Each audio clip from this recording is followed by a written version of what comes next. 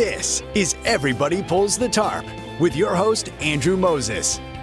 Each week, Andrew talks with Olympians, pro athletes, TV stars, Grammy winners, best-selling authors, CEOs, and other high performers to uncover their success secrets.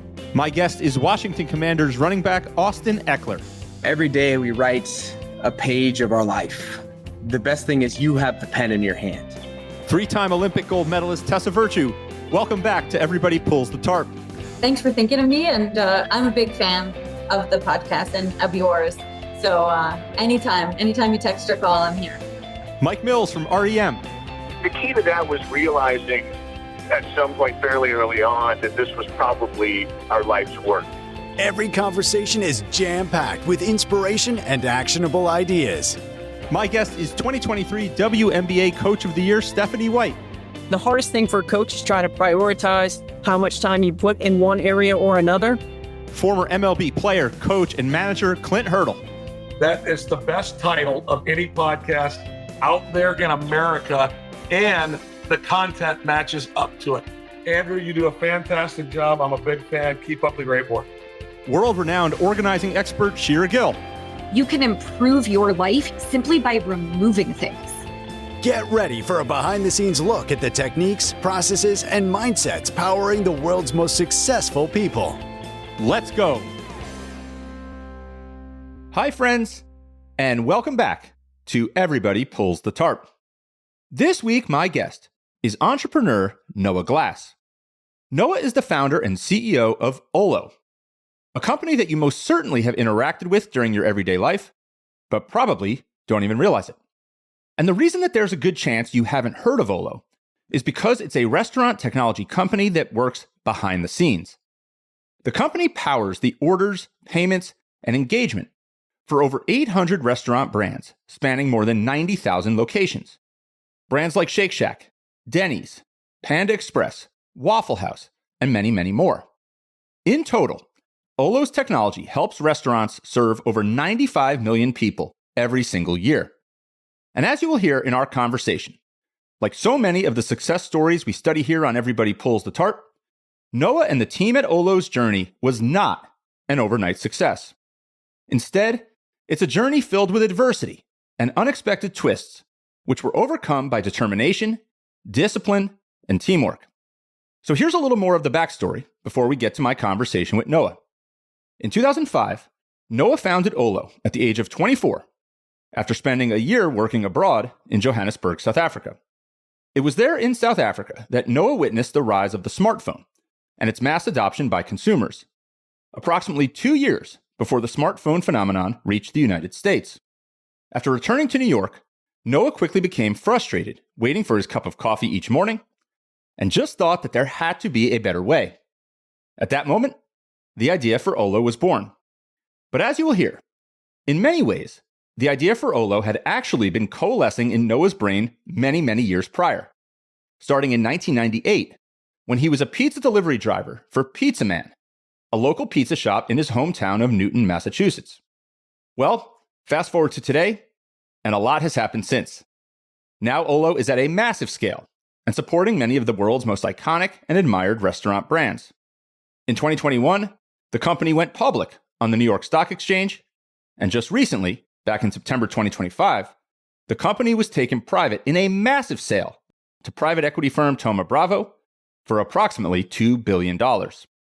And today, Noah is widely considered one of the most influential figures in the restaurant industry. So how did an entrepreneur and an early team of 12 people turn an idea into a massive company that now impacts millions of people? Well, in the conversation you are about to hear, Noah and I explore it all. And he shares many of the most impactful life and career lessons that he's learned along the way. Listeners, Noah and the team at Olo's story is incredible.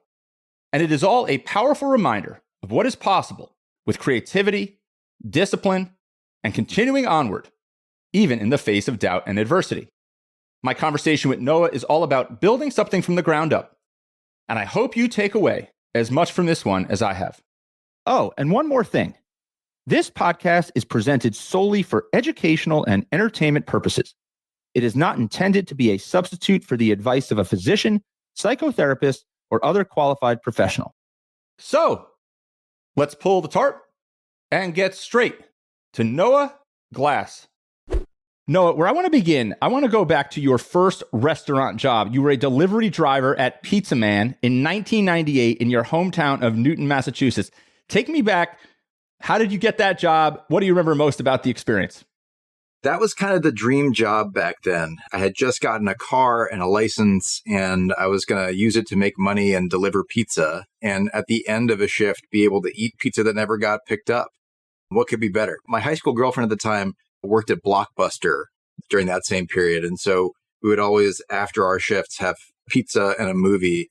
And that was kind of the 90s dream right there. I got the job really just out of the tenacity of going up to the manager of the restaurant and saying like, hey, I see that you've got delivery drivers. I have a car. I have a license. I have an interest in doing this. I know my hometown.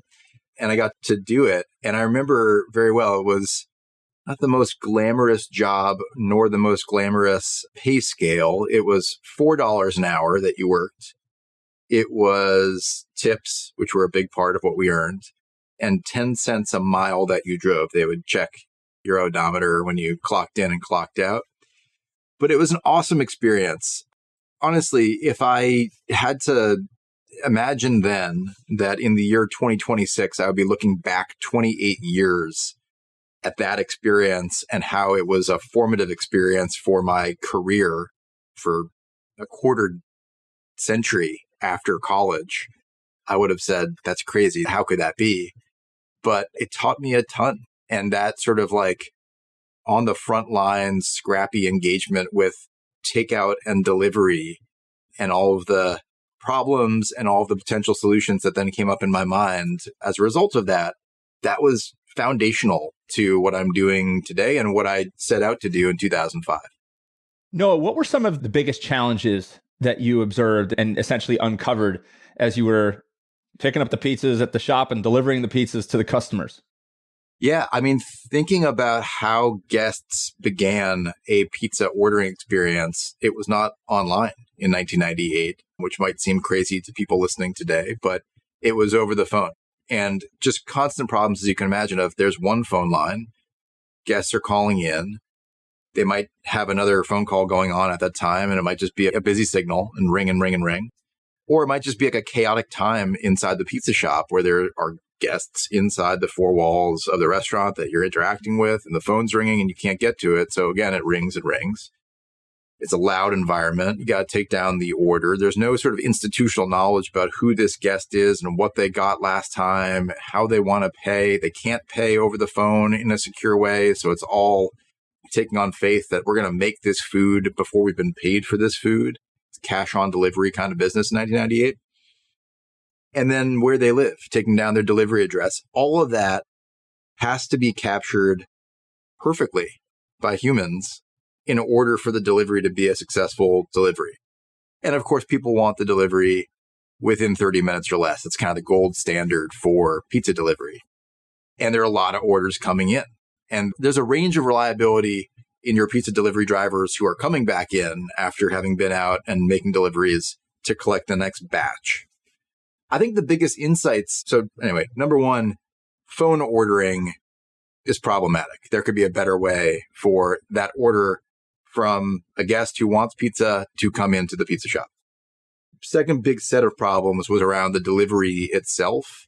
Hold aside the payment and all of that for a second, but that is a big issue. But the way the delivery worked was someone like me said, I'm going to work for this one pizza shop.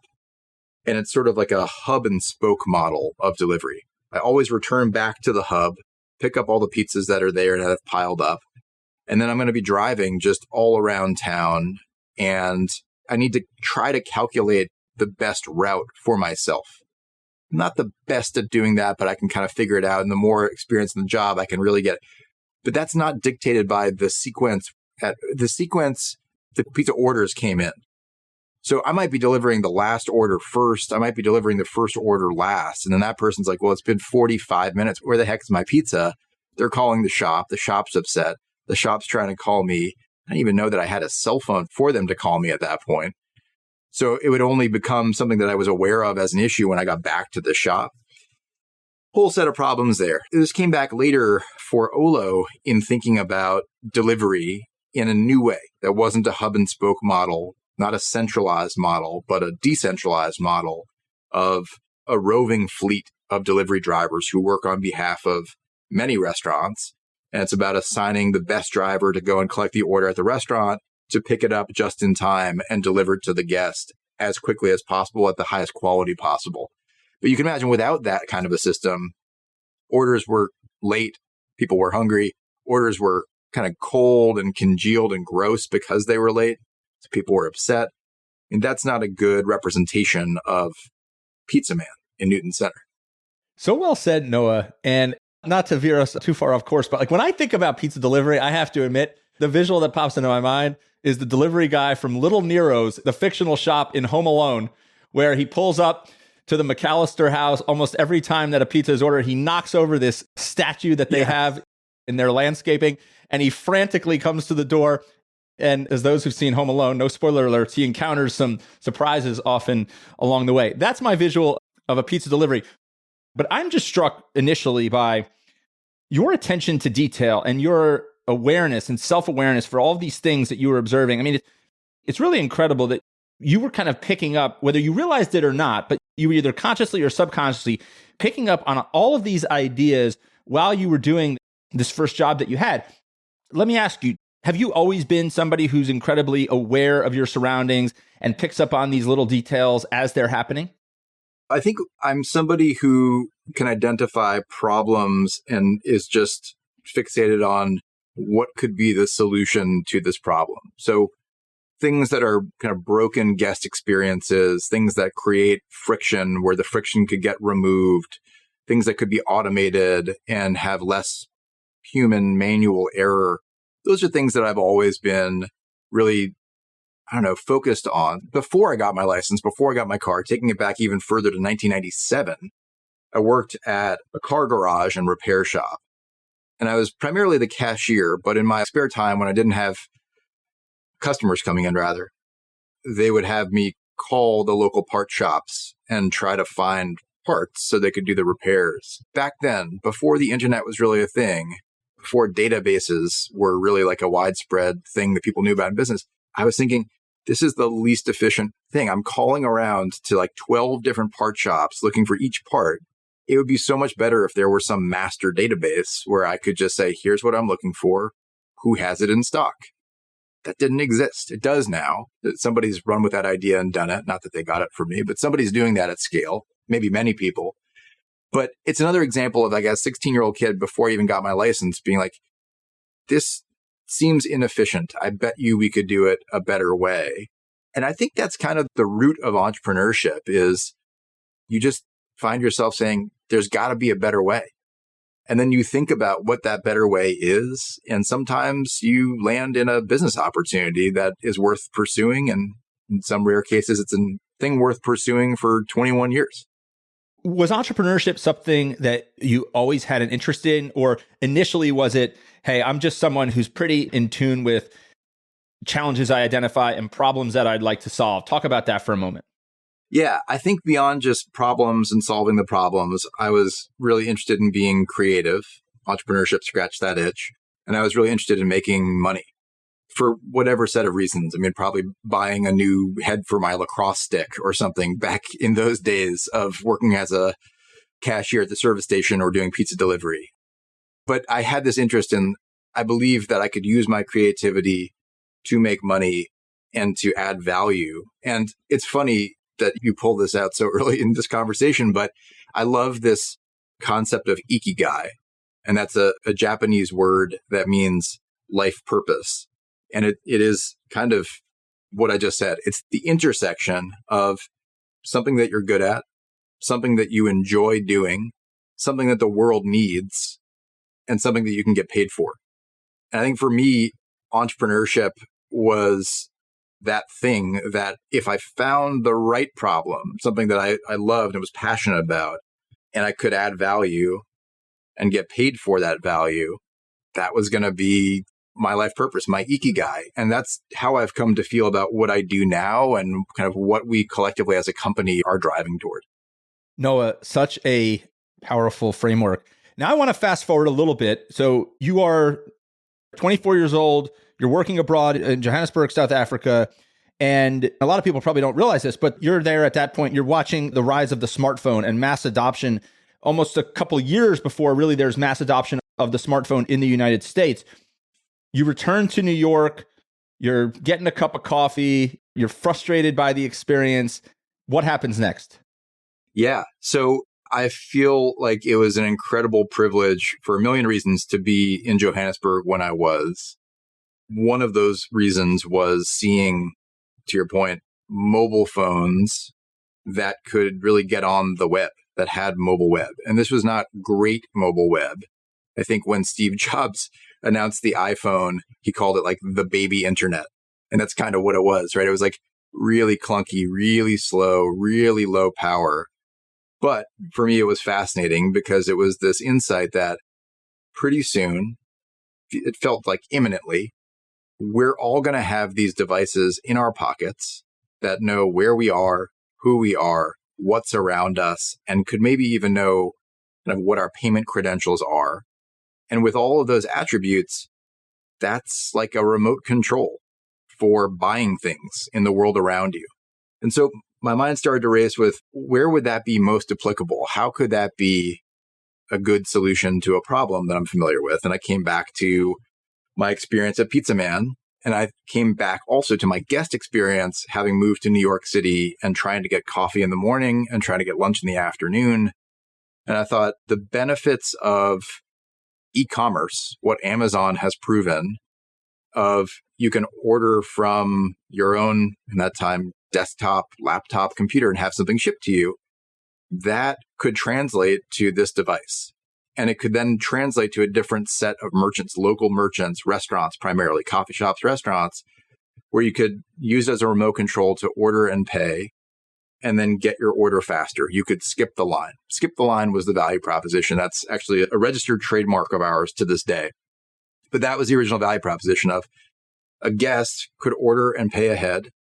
They could skip the line. That's a benefit for them. They save all the time. The restaurant, I know this from my Pizza Man experience, they could increase their throughput capacity. Nobody has to answer that call. Nobody has to take payment for that order. Nobody makes the incorrect order and then has to redo it. They're able to take the order, take the payment, know when to have it off to the side at a pickup area to skip the line on it. And then the guest can walk right in, grab it, and go.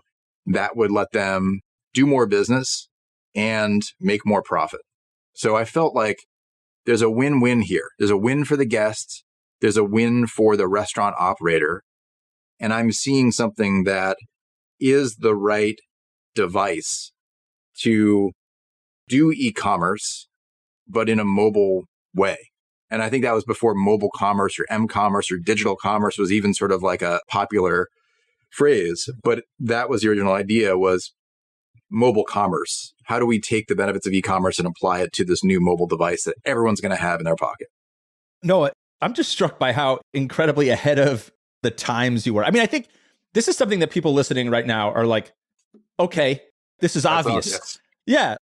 I order from a restaurant via a mobile app, or I use technology as part of my restaurant dining pickup experience, delivery experience, almost more than I don't.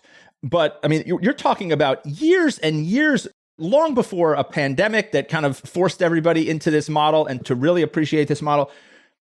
It's just remarkable. So you have this idea, and then you have this fortuitous conversation with an investor mentor who says, I'm going to give you $500,000 to start this business under one condition, that you have to withdraw your application from Harvard Business School. Take me through that moment, that decision. How easy, how difficult was it to make that decision to go essentially all in on this? Yeah. One of the other great things about my time in 2004 living in Johannesburg was that I got to work very closely with someone who became a mentor, David Frankel, who was himself an entrepreneur, who himself deferred Harvard Business School to pursue his idea, scaled it, sold it, made a lot of money, came back to Harvard Business School, heard about Endeavor, which is what brought me to South Africa. Literally, it was David's excitement for Endeavor and saying, we need Endeavor, which is an organization that works with high growth entrepreneurs in different markets around the world, but he was passionate about, we need to bring this to Johannesburg, South Africa. That's the place where Endeavor should make landfall here. And I was tasked with going and launching that operation. And he was a huge mentor in that effort. And I think took a shine to me, saw that I was somebody who was scrappy, entrepreneurial, would get things done. And when I came to him and I said, as the Nights and Weekends project, as I've been doing this launch of the Endeavor South Africa office, I've been taking this thought experiment that was Olo forward. And I now have recruited a couple of web developers to build a prototype. Craig Stockton, Nick Dempster, guys I talk to this day. And we have a little prototype and I want to show it to you. And it was a very, very clunky, rudimentary, just embarrassing version of what Olo is. But what it did was it showed a mobile device, in this case, a BlackBerry, scrolling through a coffee menu, placing a very simple order, hitting submit, and then a laptop that was listening to the web service for inbound orders, pulling that order down and showing up on a screen. And it was meant to represent, here's the point of sale system at the restaurant, here's the guest experience building the coffee order. David looked at this and he said, I don't know if this is going to be valuable or not. It seems interesting. By the way, he went on to seed Uber and a lot of amazing mobile commerce investments. And I think this maybe was the first one that he saw.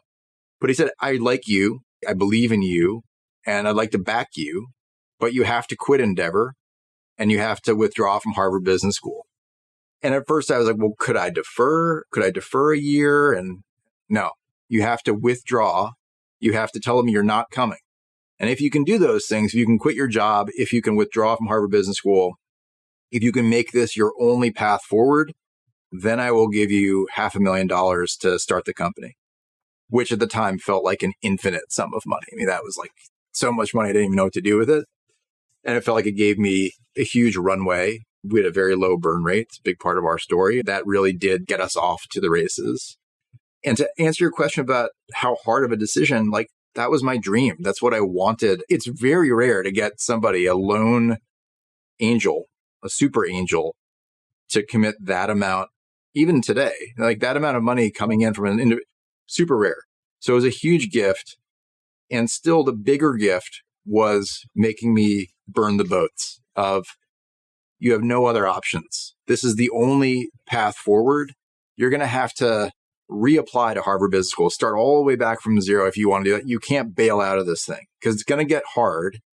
And when it gets hard, it's easy for people to bail out if they have available options. I need to know you're committed. That, for me, was the most important thing, was that I was all in at that point. All right, everyone. We'll get back to the conversation momentarily. But first, I want to tell you about my free weekly email newsletter, Tarp Pullers. Each week, I share an uplifting and inspirational tarp pulling story that is sure to brighten your day. And I also highlight some of the most powerful ideas I've learned on my journey talking to 200 and counting of the world's top performers. The newsletter is short, concise, and a reader recently told me this. She said it makes her day every time it hits her inbox. Go to everybodypullsthetarp.com/newsletter to sign up today. No, just so listeners can have a full appreciation for how much Olo is a part of our everyday lives. As I mentioned, Olo is a restaurant technology company powering order, payment, engagement for over 800 restaurant brands across 90,000 plus locations, serving 95 million plus guests annually. Brands like Shake Shack, Denny's, Panda Express, Waffle House, Portillo's, and more. But give listeners a sense, before we dive even deeper, how they're interacting with Olo, even if they don't even realize it. Yeah, well, you wouldn't realize it really because Olo is the technology underpinning of these enterprise restaurants. So you would be interacting with the Shake Shack app, the Shake Shack kiosk. You would be placing an order at Denny's to get delivery, what have you. In the background, Olo's software is how they're able to do that. It's a white label B2B software platform. So it's their branding, their logo, their color scheme, etc. It feels like, oh, this is Shake Shack's experience. But the foundation of it, the commerce engine of it, is the Olo platform. So it's very similar. A good analogy is Shopify. you may use the Shop app these days. You may kind of have a consumer-facing relationship with Shopify. More often, people are finding a merchant, a retailer they're really excited about online, and they're forging a direct relationship with that merchant. And Shopify is facilitating the commercial transaction and the shipment of the order, et cetera, but it's behind the scenes. So when we think about, it's funny, I was pulling up slides. We're about to have our customer conference next week, and I was pulling up slides from our customer conference last year. We did this little comparison of the order volume, the sales volume that goes through Olo, and if Olo were a restaurant, how big we would be. And compared to the largest restaurants out there, McDonald's is number one, or was last year, at $54 billion in U.S. sales. Olo is number two, $30 billion in annual sales last year. And we surpassed Starbucks to take the silver medal. They're bronze at $28 billion in U.S. sales. So it just gives you a sense of how big this is. And of course, all of our orders are direct channel digital orders where a guest, from that perspective, if you said, is there anybody out there who's bigger in terms of direct digital orders? We're far and away the biggest player out there, truly the Shopify of the restaurant industry. It's just a staggering scale. It's almost hard to comprehend, Noah. And when you go back just a few minutes, you were talking about the origin story, and we were talking about the $500,000 investment and your decision to forego Harvard Business School. You also used the word scrappy. You also talked about low burn rate being a critical part of the story. Talk about kind of those two ideas together as part of your origin story, the scrappiness, this low burn rate. And I guess, how were you able to do that? What impact did it have on the trajectory of the business? I mean, I had been at Endeavor before starting Olo. I had been at Endeavor, which was a nonprofit organization, making a nonprofit salary. I didn't know any better than to pay myself what I had been earning at Endeavor. So we start from a very low burn rate there because it was a very low salary to start. We stayed a very small, young, scrappy, hungry team for the first 8 years of Olo, from 2005 to 2013. That whole time, we never got above 12 people in the company. And the set of characteristics, these were people who I went to school with or met from people that were kind of the same age group, all in their early 20s. We grew up together. I mean, we all started dating people seriously, getting married, going to one another's weddings. People started to have kids. Like, all of that part of life we did together. All those things were the most important thing. The second most important thing, Olo. All of us were dedicated, focused, stayed together through really hard times in those early years. I mean, we were so early when we first made landfall in the US with this technology. Smartphones were not ubiquitous. It was under 5% of mobile phones were smartphones. Remarkable to think about. We had to go back and build text message ordering so that people could even use their phone to trigger an order, to use their phone as a remote control. We had to kind of work backwards to the technology that people actually had in their pockets. So it was many years before we really hit product market fit. So that early team staying together is just a testament to the camaraderie and that full group's kind of determination and spirit of, it's hard, but we're going to celebrate the small wins and we're going to lift each other up. And we had this phrase that we used maybe too much back then, but it was borrowed from the Marine Corps, and that's embrace the suck. What that phrase meant to that early team was, this is hard. It's really, really hard. We have competitors. The product market fit hasn't yet happened. But if we're tougher than our competitors are, if we can last longer, if we can make it through this and embrace how hard this is, there's gold in those hills at some point in the future. And we just kept that dream alive. And then product market fit, clear as day, happened in 2013 in a big way. But it took 8 years of just like toiling in obscurity for us to get to that moment. It's remarkable to think about. Noah, one of my favorite ideas and frameworks is this concept that it takes decades to become an overnight success. Once you have success, or in your case, you achieve that product market fit and things start to take off, it seems obvious. It seems like it was right there under your nose the whole time. But there are a lot of small progress, steps back, building blocks that have to happen. Noah, one of the things that I've learned from talking to hundreds of the world's top performers in sports, entertainment, media, business, and beyond, is this idea that everybody who achieves something extraordinary has many, many scrappy moments, but these moments that they look back on and are like, it's almost unimaginable to think that I was doing that to will this thing into existence. I remember talking to entrepreneurs who told me that they were pitching investors for their second round of financing and they had run out of money. You speak of Denny's before. They were camping out, pretending to work in a Denny's overnight until that next investor check would hit the bank account. And they've done extraordinary now. They are a unicorn valued business, and they have that picture of them working in that Denny's to celebrate that moment. We talked about the 90s and some of those great relics of the 90s like Blockbuster and pizza delivery. I had a conversation once with hit songwriter Edwin McCain. Now, Edwin McCain had that famous song from the 90s, I'll Be, which became a hit, is still considered the most popular love song, wedding song of the 90s. Just an iconic hit. You're in my head right now. But you won't be able to get it out of your head the whole rest of the day. But here's what Edwin told me. He said, Andrew, I had been toiling for years at this point. He quit college after getting a paid gig for $300 because he felt like he was rich. And he went into the Burr Star the next day and said, I've got $300. I made money making music, and I'm going to go all in on this. Then he was deeply connected with the guys in Hootie and the Blowfish, even before they were big, and he would open for them at some of their small shows. They hook him up with Atlantic Records. So now 2 or 3 years go by. To Atlantic Records' perspective, he has not produced any usable material at this point. Nothing. They tell him he's got 3 weeks. Turns out recently he had been in a bar. He had watched this guy who had had too much to drink, kind of bumbling over his words. And he says to a woman, I'll be your crying shoulder. And he jots this down on a napkin. And he gets this decree that he's got 3 more weeks from Atlantic Records, or that's it. And he writes, I'll be, all kind of around that idea, I'll be your crying shoulder. Now, he said, Andrew, that's not where the story ends. He said record labels would put one song out on 3 stations in smaller markets to kind of test. And then they would look at music stores in those regions to see if they saw a spike in sales of those albums. And then they would, in a sense, try and correlate it with the fact that they were playing it on the radio in that market. So he says, I've got $10,000 in the bank. I divvy it up between 3 college buddies. They go into those 3 markets and they start buying up all the Edwin McCain CDs in those CD stores.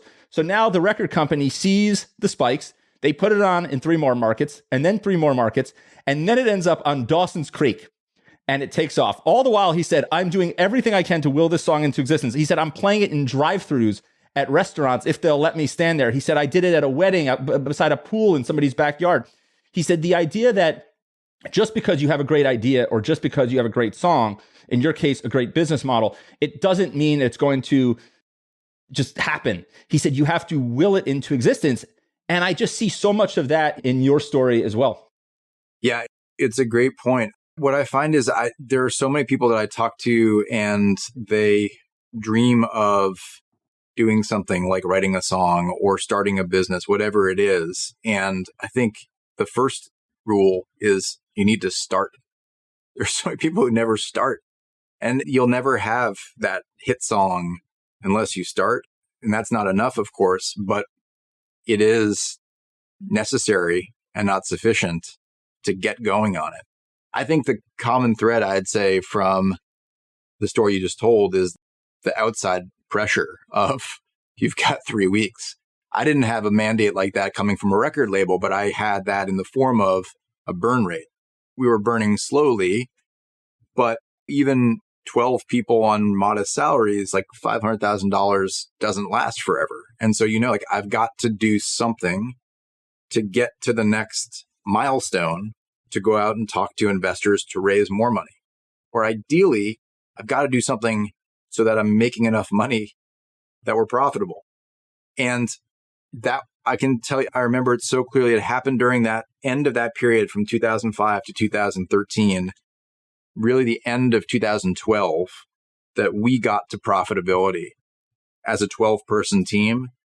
And man, that was such a fun day. We were not like growing like a rocket ship at that point, but just the idea that, okay, our head's above water and we control our own destiny now. That was an amazing feeling.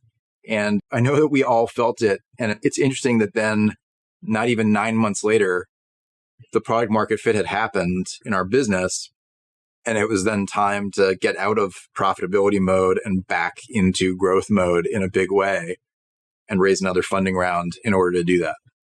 Noah, one of the many things that I'm struck by as it pertains to your story is that you've been leading this company for 20 plus years. And there are two very different skill sets, right? Building something from the ground up and then leading something at scale are two very different things.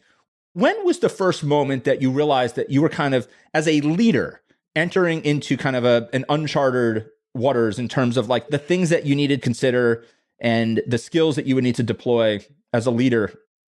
I think I was capped initially. It's very interesting to me when I look back at Olo capping out at 12 people for those first 8 years.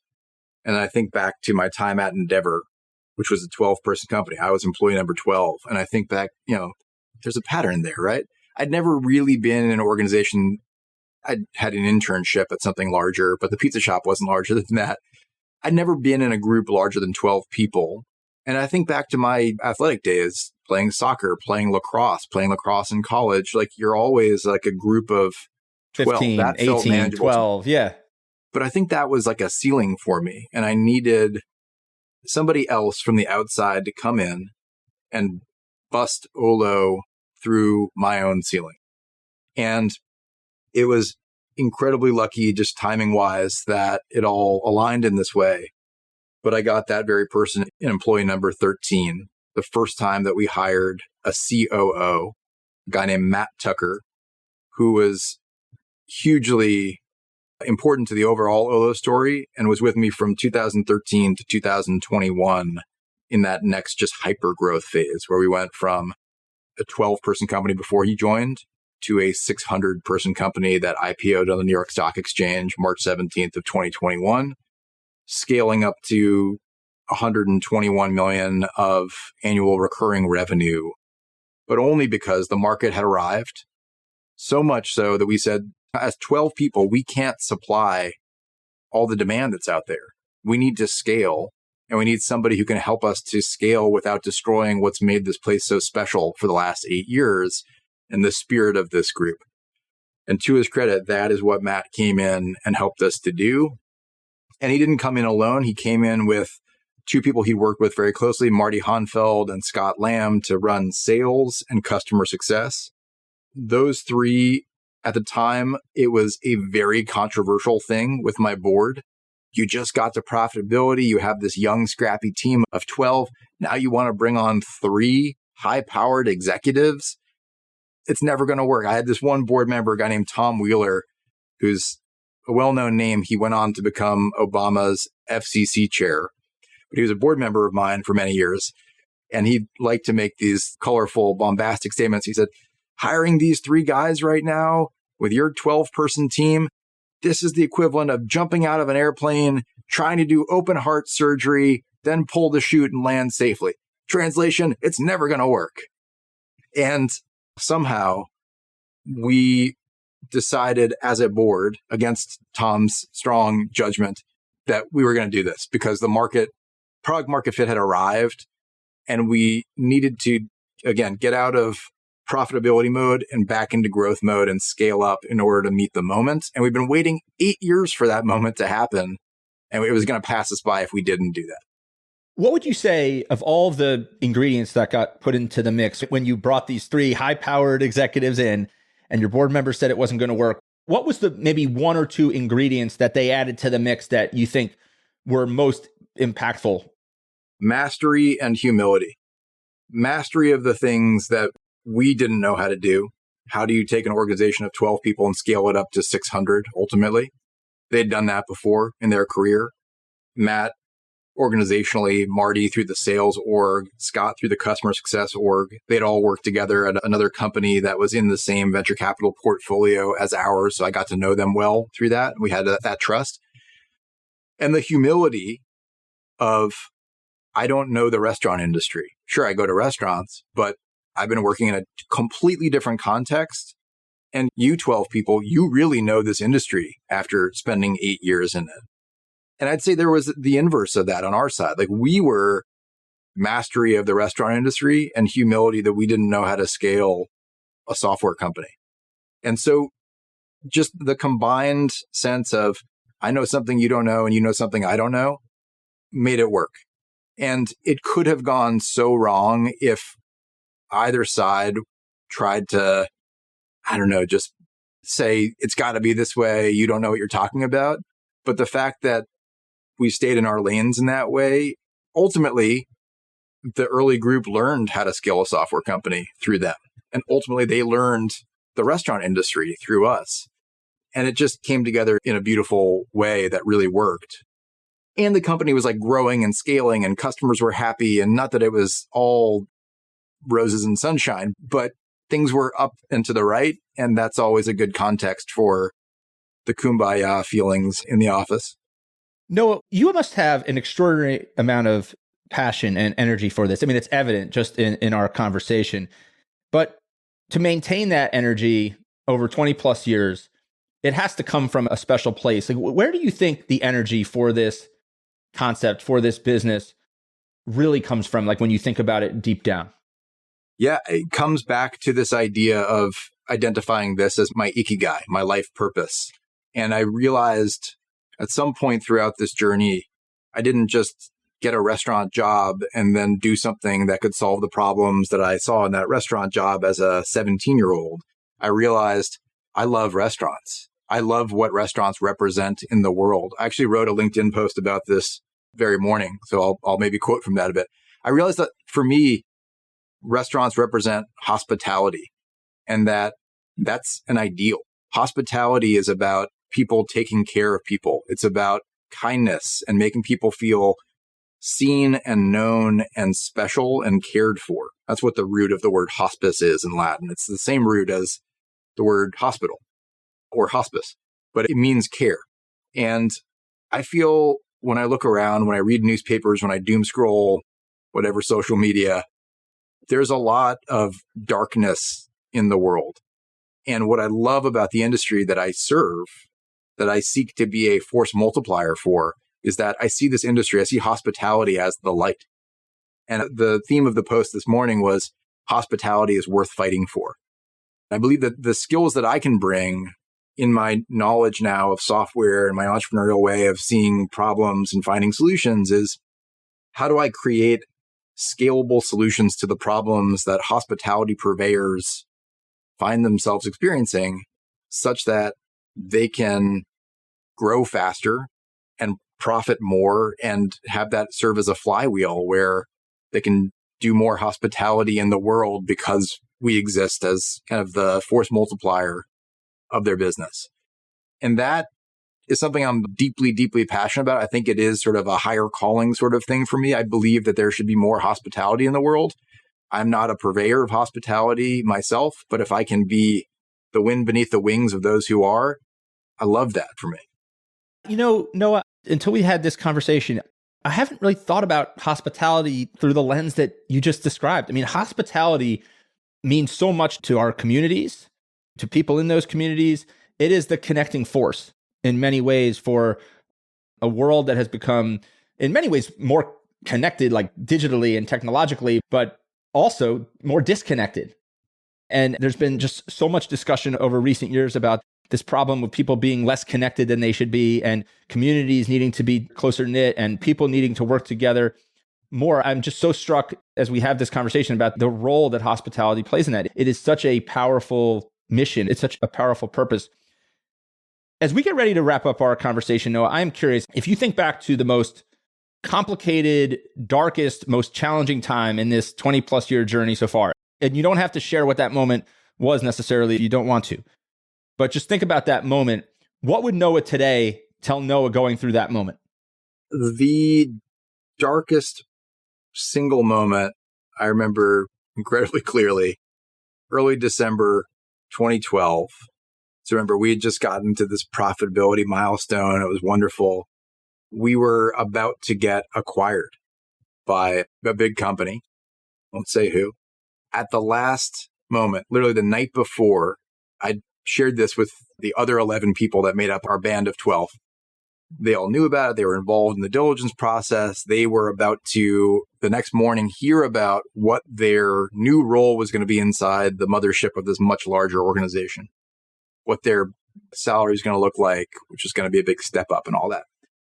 The night before, the CEO called me and said, "Hey, Noah, I need to be straight with you. We can't do this. We can't move forward with this." And gosh, I can still remember what that felt like. You know, that feeling where you just get the wind knocked out of you and your stomach just drops and you think, is this real? Am I dreaming? Is this a nightmare? But I had to walk in the next morning to a conference room of 12 of us to say, not, here are your new roles. Here's your new salary band. I need to say, it's not happening.